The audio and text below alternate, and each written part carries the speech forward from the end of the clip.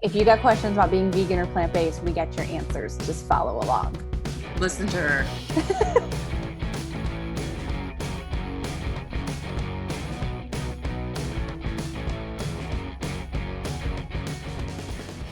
The minute I made the decision, and for me it was literally overnight, I saw a documentary and I was like, I have to change my life because I don't want to support an industry that's destroying the environment and torturing animals.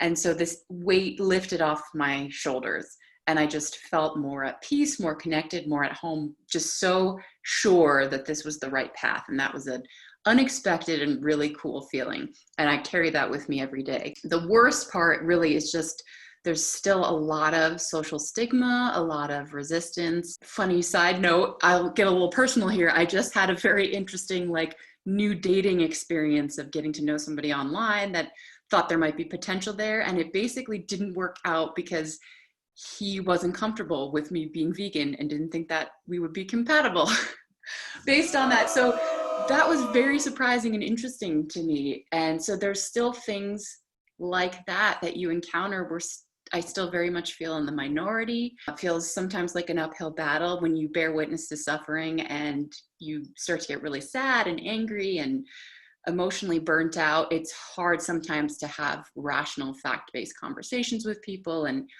to have patience in describing why it's so important and why we live the way that we live. So it's really, in a nutshell, it's the social stigma is still the hardest part for me.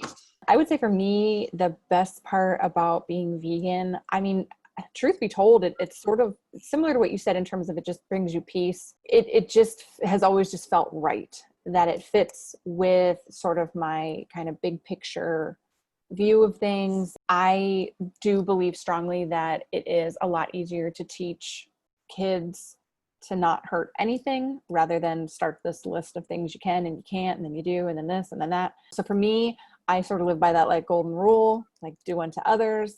And so the best part of it being vegan for me is just that it sort of just, it was like a puzzle piece. It just sort of fit. So the worst part about being vegan for me would probably be when you go and you can't eat something at a restaurant with other people.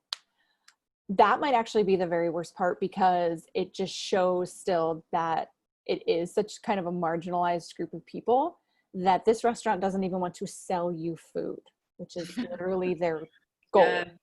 And so you're just thinking you couldn't throw together some sort of pasta dish and just put a vegan star next to it.